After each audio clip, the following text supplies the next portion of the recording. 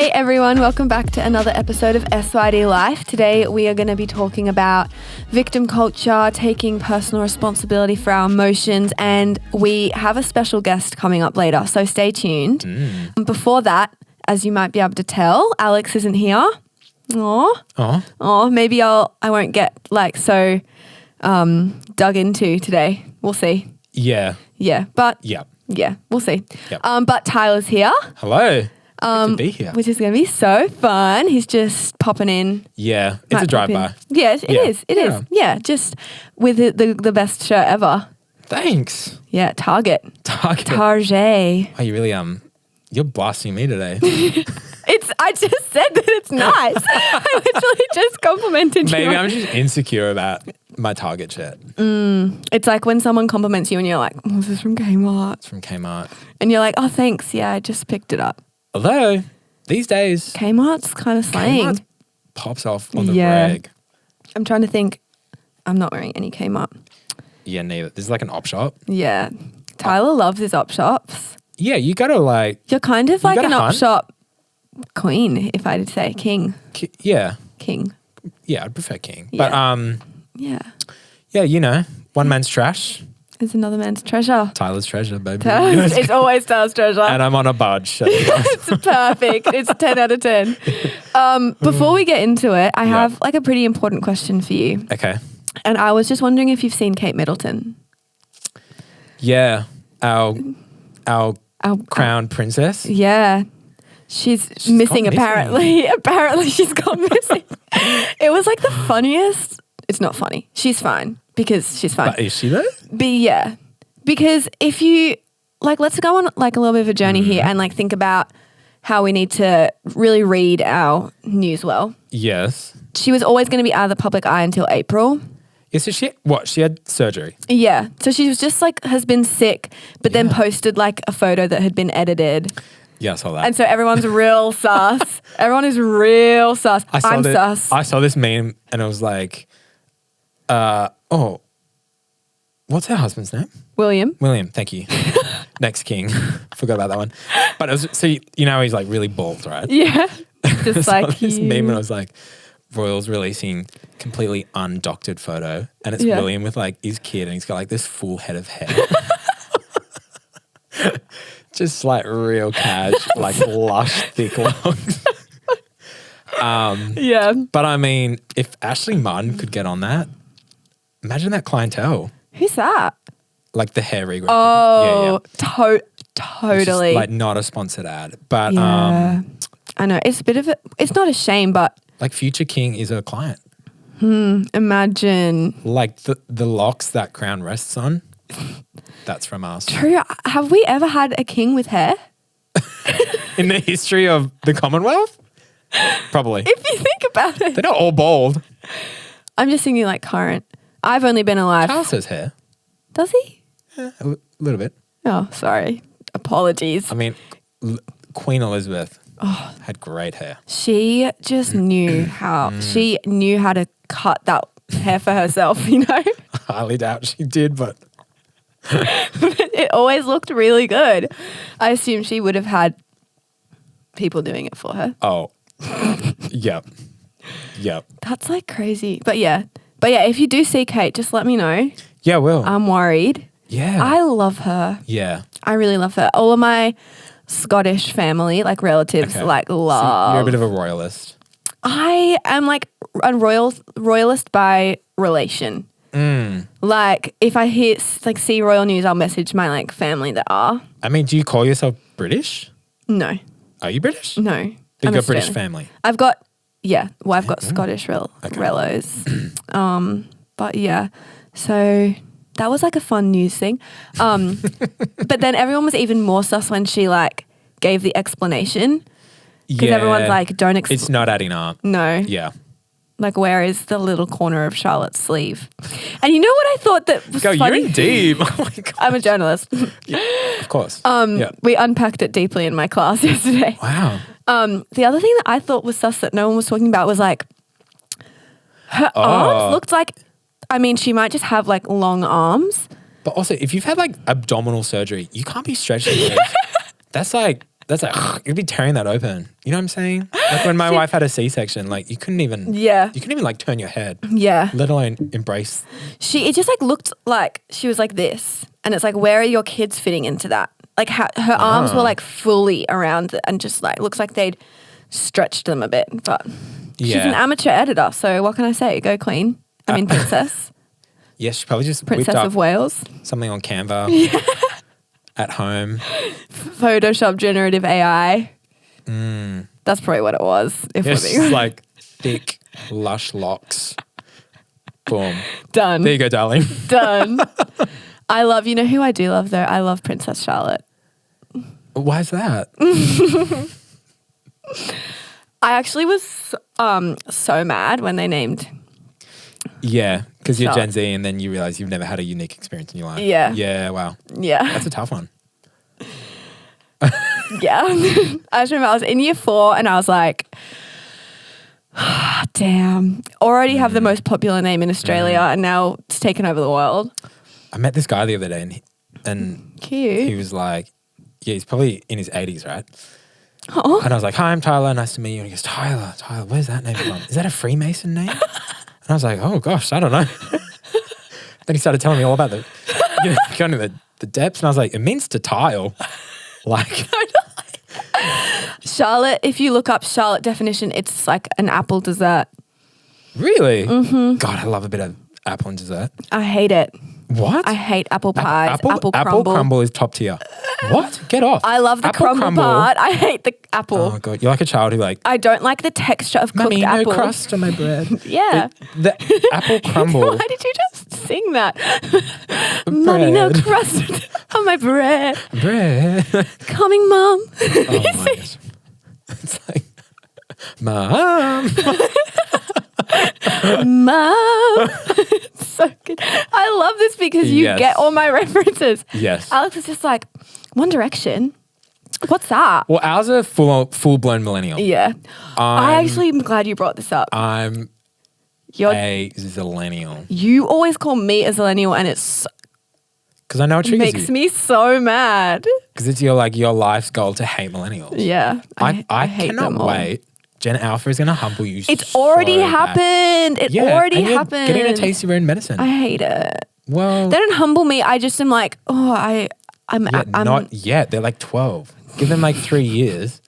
And they're going to be like, oh, Sambles? Mm-mm. Sambles? Oh, Sambas. Oh, that's embarrassing. Let's pretend that didn't happen. Adidas, Sambles.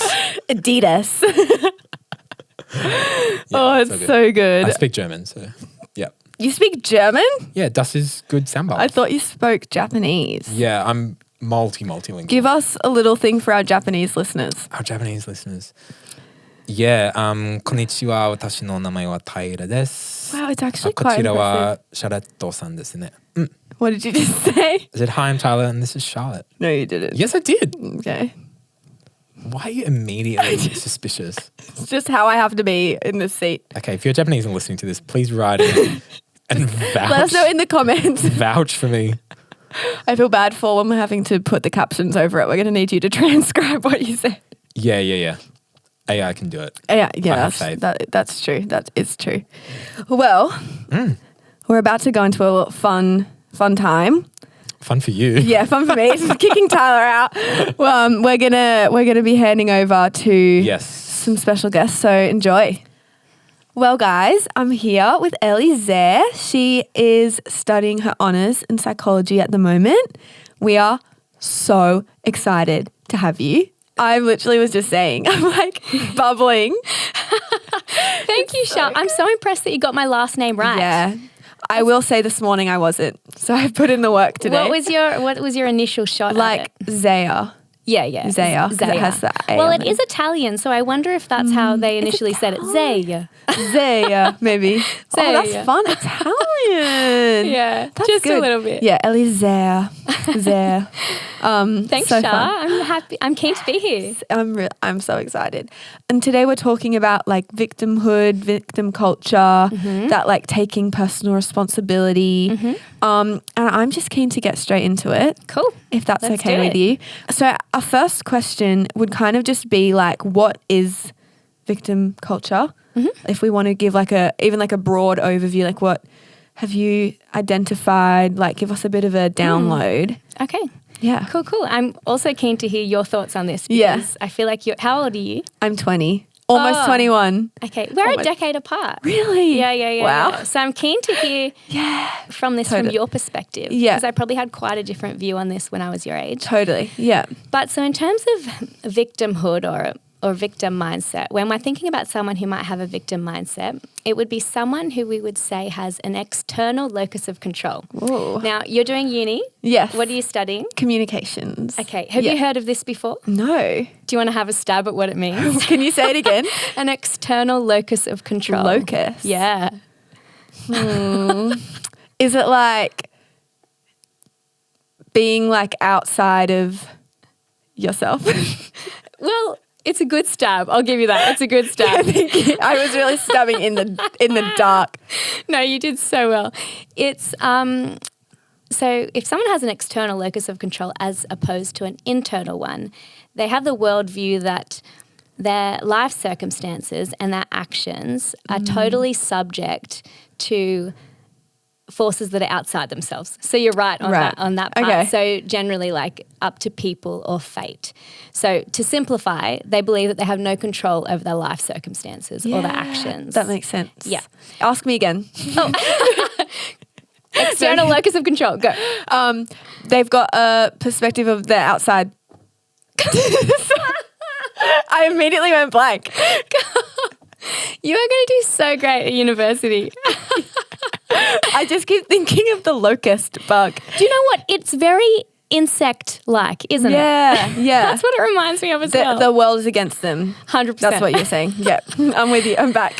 So if we think where this type of worldview might come from, we've all been in a situation before that's unideal where we've maybe tried many things to get out of that circumstance. Yeah. So have you ever had a habit, Shah, that you've tried so many things to kick it, but you just haven't quite Totally. been able to? Yeah. I was like a thumb sucker for years. Really? For years. Like we tried like the nail polish that like tastes bad. Yeah. And like the like Band-Aid just to like I couldn't stop.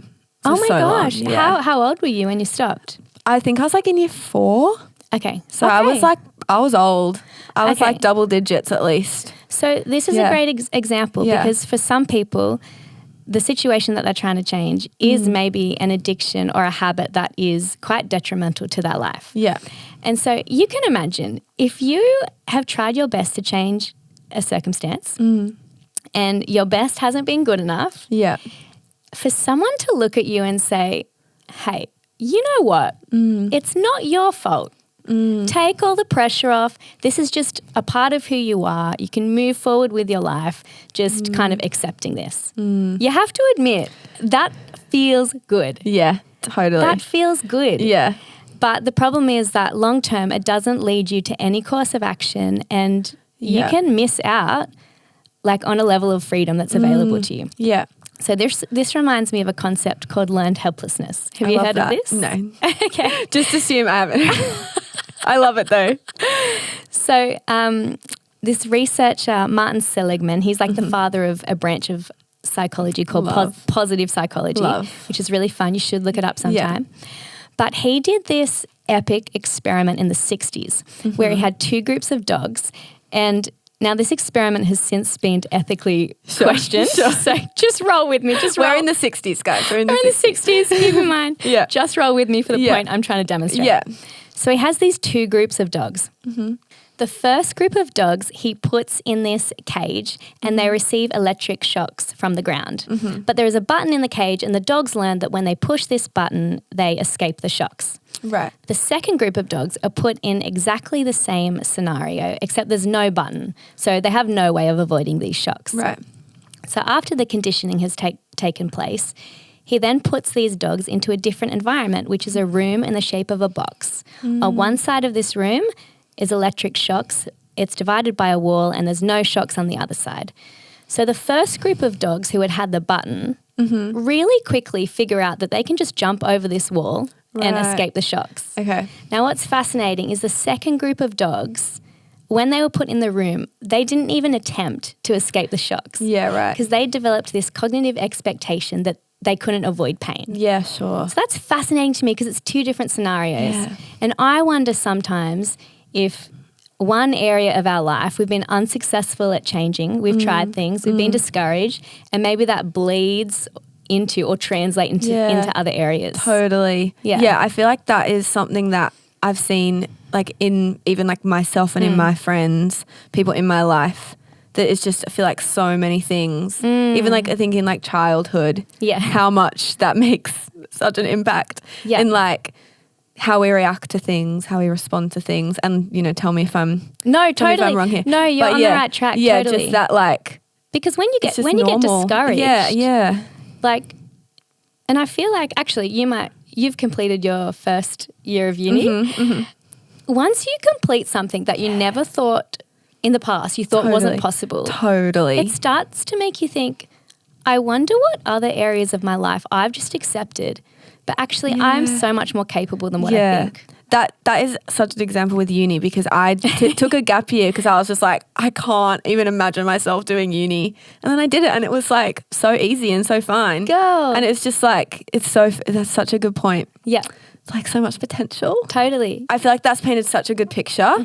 And then I guess within like young people, when we see that like victimhood kind of come out, like would we just say that has come from... Oh, do you mean on things like social media and like just in a broader sense? Yeah. This is really interesting because it's interesting that our society has, in one way it's good because we have taken a step toward like acknowledging people's pain. Yeah. Like we weren't, speaking of the 60s. Yeah, totally. We didn't used to be very good at that. Yeah. And now it is, you have to admit, part of it's beautiful, but that we are finally recognizing people's suffering and stepping into that with them. However, it almost seems like it's gone to the opposite extreme now, doesn't it? Where we're doing that, but then we're not helping people take action to help them actually flourish and live a better life. Yeah, that's so true. What's your thoughts on that? Because I don't know what it's like amongst 20-year-olds anymore. No, totally. I feel like a lot of the conversations we have in some of the past podcasts, Alex Farncombe, who's our host, has like kind of labeled like the spiral girls as like when girls. like when we when like I'm with my friends and we're just chatting and we just spiral. So I feel like that's such a good example of just being like almost like too validating sometimes with people, that it's just like, no, you are so right in that position. You're so right. And it's just like, maybe they're not and we need to... Are any of your friends, of these spiral girls, are any of them challenges? Like, do any of you say, all right, great cry. Yeah. What's our action? I feel like a lot of us know. This is classic. Yeah. Occasionally I feel like that, there'd be scenarios where it's like, well, let's do something about that. But I think even like more broadly, we are in like such a time of, we don't want to offend anyone. So it's just very much the like, interesting. Just like, let's keep the peace among everyone. Like everyone can feel whatever they want, which totally. Yep. But yeah, I think bringing some action in, and like the conversations I have with people who do challenge are like the most productive, fruitful ones. Yeah. So that's really good. There's such a way to do it though, hey? Yeah, because totally. Coming with love and truth. Yeah. But love first so that you can speak truth. That's it, Shah. Yeah. And it is like being honest with a friend is actually one of the most loving things you can do. Yeah. I mean, we hear this all the time, but that is more loving sometimes than to continually validate what they're going through. Absolutely. But it's definitely got to be done with like wisdom and sensitivity. Yeah, absolutely. No, I love that. It's so true. Such a good thing to live by. This will lead well into my next question, which is just like, how does this victim culture affect our ability to take responsibility for our actions and like our relationships, our choices? Like how does that kind of bleed into kind of what you were saying before? Like what can we do about it so it stops bleeding into everything? Yeah, that's a good question. So we talked about this external locus of control. So I have no control over my actions. This is a super disempowering belief. Yeah. And I want to be sensitive here because, as you know, some people have been through unimaginable experiences. And I would never want those people to mistake me as saying it's your fault that happened to you or that that's okay. Yeah. That's not what I'm saying at all. Yeah. Like we can't control what happened to us in the past. Yeah.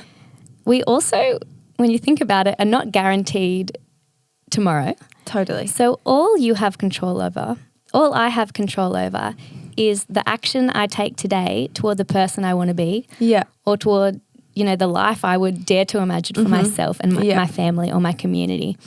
So the thought that I have no control over my actions is completely unhelpful and disempowering. Yeah. The thought that I have total control over my circumstances and my actions is completely unrealistic. Yeah, totally. Yeah. But the thought that, hey, I have a decent amount of control over my circumstances and my actions is super empowering and super helpful. Yeah. So some of my favorite research in this area is by, I'm going to butcher her name, a woman called Sonia. No, I'm going to have to look it up. No, it's fine. Sorry, Sonia. Lyubomirsky. Oh, nice. Sonia Lyubomirsky. She and her team of researchers have looked extensively at the science of happiness. Oh, fun. And she talks about these 3 factors that contribute to our happiness, which are our genetics, our life circumstances, and our intentional activities. So genetics is pretty self-explanatory. Yeah. Life circumstances are things like our income, where we live, and then intentional activities, anything from like social groups that we might be a part of, expressing gratitude, volunteering. Yeah, cool. Physical activity that we engage in. Yeah. So, Shah, I'm going to quiz you. I'm going to quiz you, okay? Please. So, if we have a pie chart that makes up 100, how much would you guess that each of these 3 factors contribute to our happiness? Oh my gosh. So we've got, I'll remind you, we've got genetics, life circumstances, and intentional activities. Okay. And how much they each make up of the pie. Yeah, okay. I'm trying to think back to when I was in high school and we studied like the nurture versus nature topic. You do remember some of this. Yeah, but and I just remember us being like, they both like impact. I think I'd say, I feel like the main one would be, I feel like I'm probably going to be wrong, but the main one would be the life circumstances. I feel like that takes up, and then the intentional one, maybe I'll start using percentages. Okay, let's go like 60% for the life circumstances one. I feel like I'm just going to be so wrong. No, hit me with your best shot. Yeah, it's a theme. I'm just learning so much. And then let's do, because I've used 60, so that leaves, hold on. Let's do 40% life circumstances. Percentages. What year did we do percentages? Is this year 6 or is this high school? I didn't do maths year 11 and 12, so I just You are doing so well right now. 40. Let's do 40% for the life circumstances. I don't think you have anything left for that other one. Wait, no. Genetics. I've started again. 40% life circumstances, 10% intentional, and then 40. And then, but now I've left 50 for, what was it called? Genetics. Yeah, okay. I'm happy with that. It's done. Lock it in, Eddie. It's done. Well, the one you did get right is genetics. Oh. Yeah. Her research has found that does account for 50% of the variance in our happiness.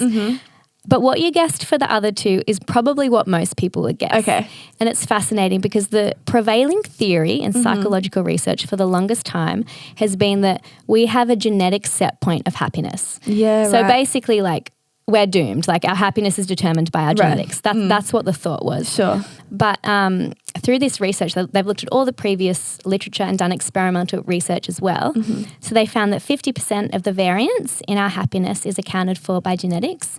And this is the fascinating one. They found that life circumstances only account for 10% of the variance in our happiness. Now, this is crucial because we have such a tendency to think, like this is a common one. When I get a boyfriend, I'm going to be a bit happier. Yeah, totally. When I get a little bit more money, even if it's only a little bit, I'm going to be a bit more happier. Yeah. Or like when that person is out of my life, I'm going to be thriving. Yeah. But we totally as humans overestimate the impact that circumstantial change has on our happiness. Wow. But the cool part is that intentional activities accounted for 40% of the variance. Now that's pretty huge. That's like kind of hopeful. It's hopeful. We have So more hopeful. agency than what we think. Yeah. I love that. Yeah. Wow, that's so good. Some good news. It's one of my favorite studies. Yeah, that's amazing. Yeah. So we're in charge. We're in charge. Yeah. We're a lot more in charge than what we think. Yeah. And like, so taking action, and often it's like, it's frustrating because it's like one small action at a time. But long term, the way that impacts our levels of well-being and happiness is pretty substantial. Yeah, so I was going to ask you about like self-awareness. So I feel like that comes in nicely here. So then like knowing, I do have agency over my happiness. I feel like can be so freeing for some people. Oh my gosh. Yeah. 100%. And like, here's the thing with good old self-awareness. Yeah. To have moments in your life where you step away from your circumstance, like objectively, and look at your life and with complete honesty, take responsibility for some of the areas that aren't ideal. That actually is so much easier said than done, because when we do that, like I've had to do that recently in an area of my life, and man, it's a shot to the ego. Oh, isn't it? Isn't it? Because you're saying, I missed the mark, I dropped the ball, and I actually, I can't make excuses for that anymore. Yeah. But like it is like you were saying before, it's the most freeing thing, because sometimes like actually you won't move forward and find freedom unless you like face that responsibility. Can I give you an example? Please. So in my teenage years, I struggled with eating disorders. And in my early 20s, I decided that I would start recovering. Beautiful. But thank you. But it took me about 4 or 5 years to recover because I kept relapsing. And during that time, I really relied heavily on my parents. Yeah. I just relied on them to be well and to feel good. And whenever they would go away, I would just fall to pieces. Yeah. So I remember this time they went on holidays and I relapsed. And my brother Shah is like the most even-tempered, gentle man I've ever met. I've met him. Oh, have you met my brother? Yeah, I met him at your 30th. Oh, he was so beautiful. Isn't he sweet? He was so sweet. Sorry, Dan, I'm exposing you now. But like I had only ever heard him raise his voice like once in my life. Yeah. And I think this day he must have just had enough. Right. And he like, with a raised tone, said to me like, Elle, what are you doing? He said, you keep relying on everybody else for your recovery. Whenever mum and dad go away, like you fall to pieces. He's like, and I remember him saying to me like, it's time to get better. Yeah, wow. And to be honest, in that moment, I was so offended because I think I even yelled back to him. Like I said, can't you see that I have tried like everything within my power to beat this? Like I'm working my hardest. Yeah. And I was so offended at what he said. But a few days later, I was thinking about it and I thought, you know what? He's right. I have been trying to recover for 5 years now. Even if this arose from a set of circumstances that I didn't have control over, like it's now starting to take a toll on my family and friends, and nobody else is going to get me better. Like I have to take responsibility for this. And I didn't get better there and then, but I remember that being like a crucial moment, like turning point in my recovery. Yeah. Yeah. Thank you for sharing that. It's beautiful. It's such a like a vivid example of that, because it can hurt. It hurts. Yeah. It's like even on like a smaller scale, if I'm anxious and I'll like journal about it, then I read it back, I'm like, what do you mean? Like, why were you stressed about that? It totally exposes like in the you. Yeah, in the moment you're like, this is like life or death, so stressed. And then it's like, oh, all I need to do is text that person or like. Totally. Yeah. Totally. And that reminds me of like, even it's similar to when we have to say sorry to someone. We feel so humiliated. But when you give a genuine apology to someone, Yeah. it's always amazing how they don't actually mind about what you did. They're actually just stoked that you apologized to them. Totally. Yeah. So people don't care as much as we think they do. And so humility is so key in all of this, what we're talking about, like absolutely. taking responsibility. Yeah, totally. Yeah, humility is so important. I love that. My like kind of last question is, if we have friends that maybe we kind of can see this like victimhood kind of coming through, what would you say is like the best way that we can kind of support them? You know, we kind of touched on it before in the like being honest, but is there any like maybe like practical ways that we can really come aside them and you know, move forward? Sure. Yeah. So to be honest with you, I haven't been the best at this in the past because these days I'm an action taker. Yeah. Are you an action taker? It depends. I get action taker vibes off Yeah, you. I am. You're a I'll say go-getter. I am, but there's totally some things. Like you were telling me about your assignments. Yeah. Guys, Charlotte does her assignments on the day that they're due. Only sometimes. But yeah, the final ones. It's so bad. It's such a bad habit, but I'm going to break it. Yeah, go. This semester I will be different. Yes. I totally say that every time. Take that but action. Yeah. No, I'll live by it. You guys can check in with me. Check in. Keep you accountable. Yeah. Yeah. No, but totally. So I am an action taker. You're an action taker. And sometimes out of my impatience and frustration, I can tend to challenge my friends to action too soon. And don't get me wrong, as we were saying, there is a time to be honest. That's one of the most loving things you can do. But it's important that we don't skip the step of stepping into to a friend's pain. Yeah. And I think the Bible really answers the question that you asked me, because if we like read the Bible with a closed mind, sometimes we miss that we serve an emotional God. Yeah. And like, that's not a bad thing. That's a good thing that he has emotions. That's very relatable to us because, you know, the Bible says that there's times when Jesus felt distressed in the garden. Like God at times felt angry. He felt pleased. He rejoices over his work. And John 11 is a story where one of Jesus's friends gets really sick. And Jesus goes to see this friend. It's Lazarus, of course. Yeah. But Lazarus has died when Jesus arrives. I think it's Bethany, arrives in Bethany. And Lazarus's sister Mary, who's also one of Jesus's friends, the Bible says she goes up to Jesus, she falls at his feet and she says, Lord, if you had been here, my brother wouldn't have died. Yeah. Says he's too late. Yeah. So she's devastated. And Jesus does something so surprising here because he's told his disciples he's going to raise this man from the dead. He knows that he's about to make his friend ecstatic with joy. Yeah. Except he doesn't let that dismiss his friend's pain. Yeah. Or like he doesn't try to avoid the discomfort of his friend's pain. Totally. So the Bible says that Jesus was deeply moved by his friend's tears. And the next verse is like the shortest verse in the Bible. I love it. And it says, Jesus wept. Yeah. And man, that challenges me because he didn't go in to fix it. He was about to fix it. Yeah. But he didn't go in to fix it. Yeah. He heard his friend's grief and he stepped into it with her.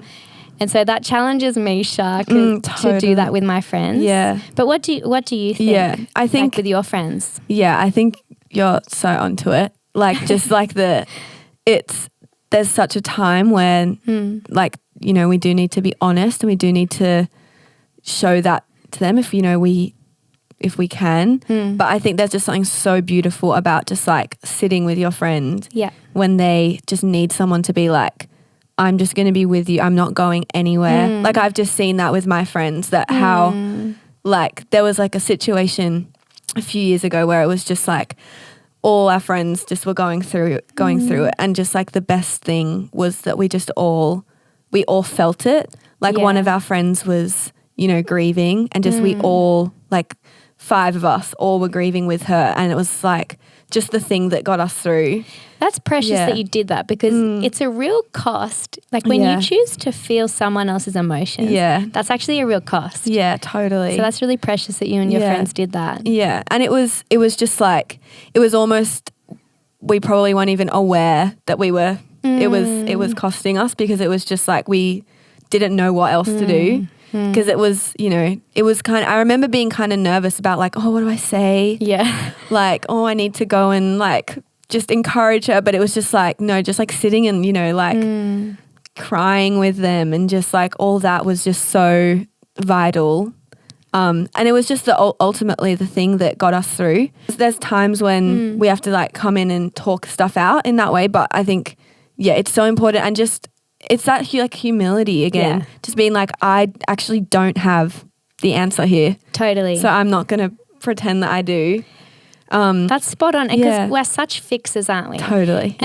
And this is another topic which we easily could have talked about today, but we didn't.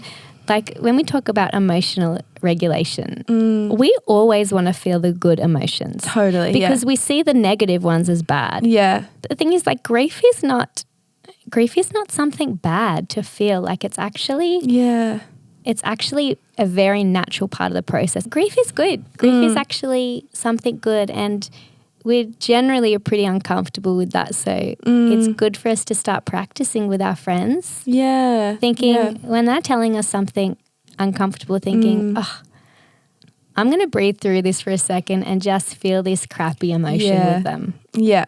Totally. And like you said, it's so tempting to start thinking like, oh, I don't want to say anything that's going to offend them, or what's the right thing to say here. But actually just feeling what they're feeling is such a productive thing to do. Totally. And just like, even when I've been in situations where I've been the person that like needs the friend, it's just like so nice that they're not, it's like speaking. It's just like, we just need like a moment here.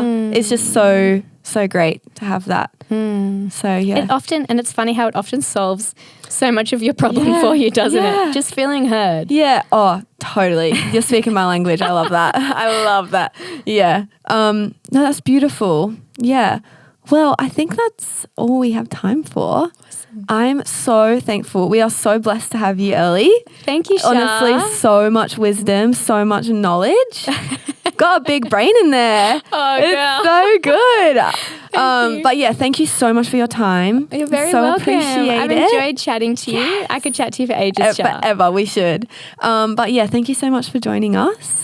All the best with your second year of uni. Thank you. I'll let you know how I go. Yes, I'll let you know absolutely. if I do my assignments on time. Yeah, and let me know. I've got a great, I don't know if you're a reader, I'm a reader, but I've got a great book on study habits. Send her that's like, through and it's to not me. your generic study habits. It's stuff that actually works. I need it. Game changer. Yeah, I'll send it your way. Perfect. Thank you.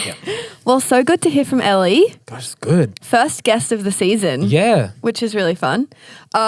Just to wrap things up before we finish, I always like to really test the mind of my counterpart. Yep. So I've got some riddles here for you. Okay. How are you at riddles? They confound me. Yeah. Yeah.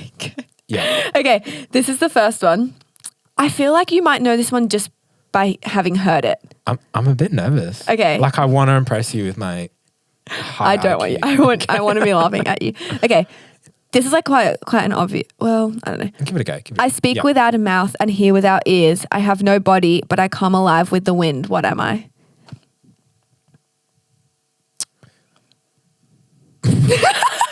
My first thought was a fart, but that doesn't make sense. I speak without a mouth.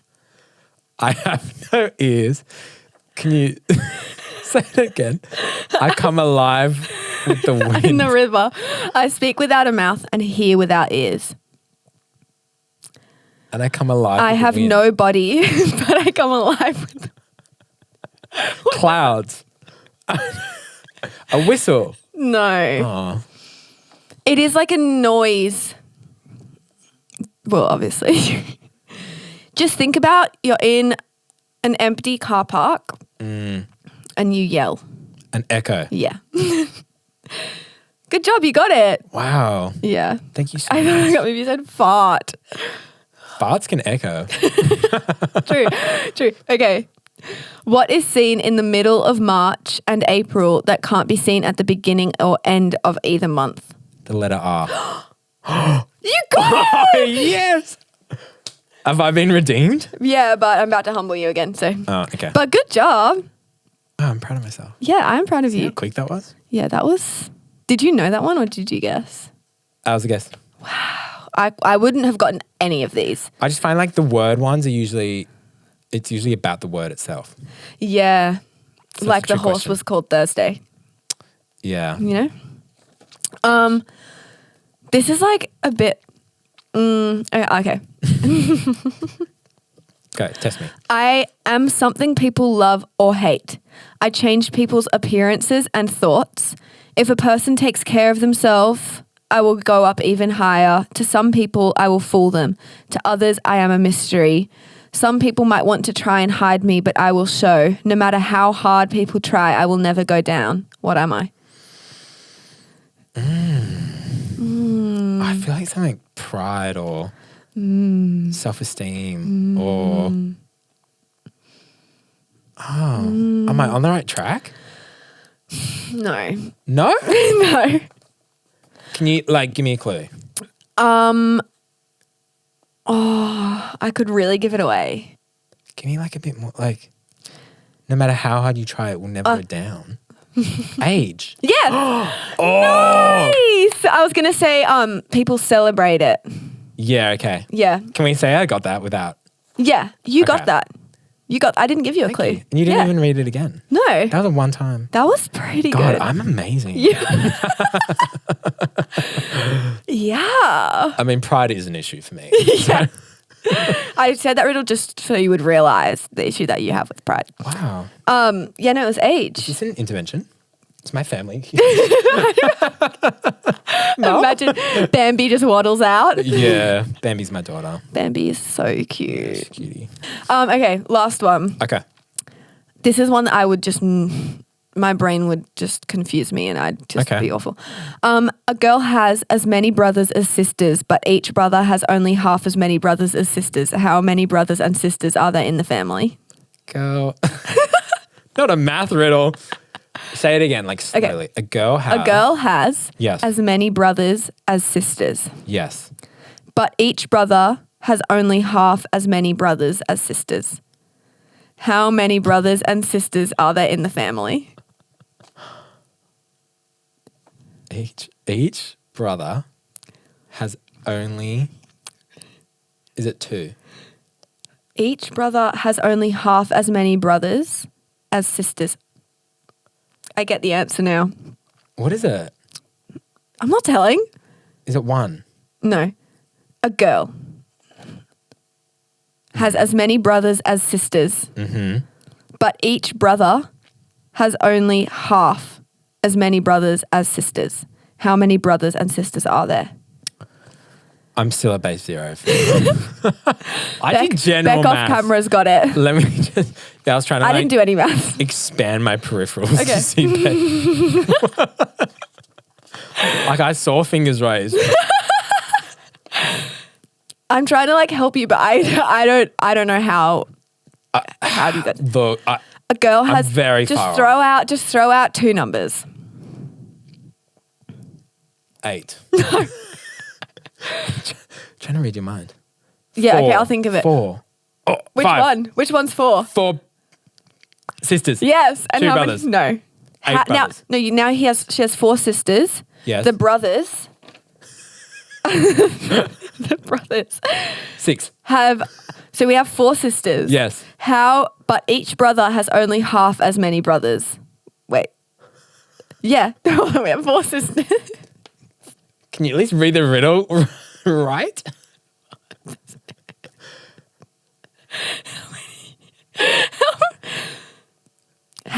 Okay. A girl has as many brothers as sisters. That's a major clue. A girl has as many brothers as sisters. So 4. No. So there's one gosh. girl and now she has this is the girl. 3. Yeah. Because she counts as 1. Yeah. So it's 4 and 3. Yeah, 4 sisters and 3 brothers. And there's 8 siblings. No, kids. 7. 4 plus 3 is 7. Yeah, but she counts as 1, so that's 4. Oh my gosh. 4 plus 3. The brothers have only half as many sisters. If anyone got this, I'm very impressed. Put your hand down. If you got this, let us know. Also, let us know what you want to hear. Yeah. Topics, questions, queries, things that you want us to just discuss. Let us know. Well, that's all for today. Done. Thank you so much for listening. We have episodes every fortnight, Yeah. so tune in. Beautiful. And Ellie, once again, thank you. That was an amazing podcast. Very insightful. So much wisdom. What a story as well. Yeah, so good. I love it. Yeah. Can't wait for the next one. Yeah. So yeah, tune in. It's going to be good. We'll see you then. Beautiful. See ya. Great. SYD Life is a podcast produced by C3SYD. Find us on our website at c3syd.church. And for more clips and content, follow SYD Life on Instagram and TikTok at syd.life_.